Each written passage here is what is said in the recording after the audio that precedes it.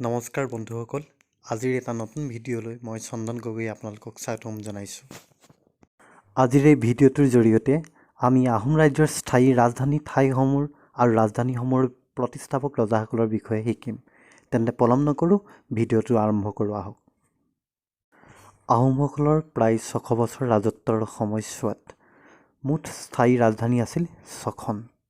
তাৰে প্ৰথমখন হ'ল চৰাইদেউ, দ্বিতীয়খন হ'ল চৰগুৱা, তৃতীয়খন হ'ল বকতা, চতুৰ্থখন হ'ল গড়গাঁও, তাৰ পিছৰখন হ'ল ৰংপুৰ আৰু শেষৰখন হ'ল যোৰহাট। এতিয়া কোনখন ৰাজধানী কোনে প্ৰতিষ্ঠা কৰিছিল তাৰ বিষয়ে জানো আহক। আমি জানো যে আহোমৰ প্ৰথমখন ৰাজধানী হ'ল চৰাইদেউ। এই চৰাইদেউ নামৰ ঠাইখনত চাওলুং চুকাফাই ৰাজধানী স্থাপন কৰিছিল। আহোমৰ দ্বিতীয়খন ৰাজধানী হ'ল চৰগুৱা। এই চৰগুৱা নামৰ ঠাইখনত চুডাংফা বা বামুণী কোঁৱৰে প্ৰতিষ্ঠা কৰিছিল।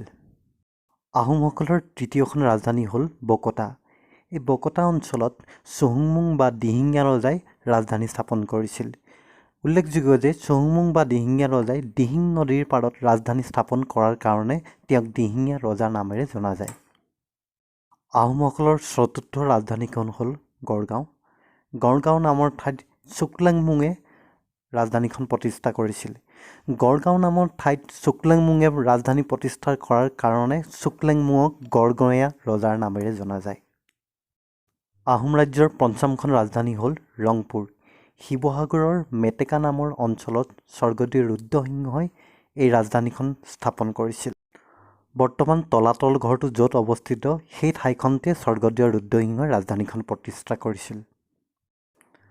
আহোম ৰাজ্যৰ ষষ্ঠখন তথা শেষ ৰাজধানীখন হ'ল যোৰহাট।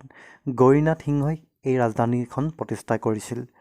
শিৱসাগৰৰ ৰংপুৰৰ পৰা যোৰহাটলৈ গৌৰীনাথ সিংহই ৰাজধানীখন স্থানান্তৰিত কৰিছিল। বন্ধুসকল, যদি মোৰ ভিডিঅ'টো চাই আপোনালোকে ভাল পাইছে তেন্তে লাইক, কমেণ্ট, ছাবস্ক্ৰাইব কৰি দিব বুলি আশা ৰাখিলোঁ। আৰু ডেছক্ৰিপশ্যন লিংকত গৈ আপোনালোকে ইতিমধ্যে আপলোড কৰা ভিডিঅ'সমূহ চাব বুলি আশা ৰাখিলোঁ। ধন্যবাদ।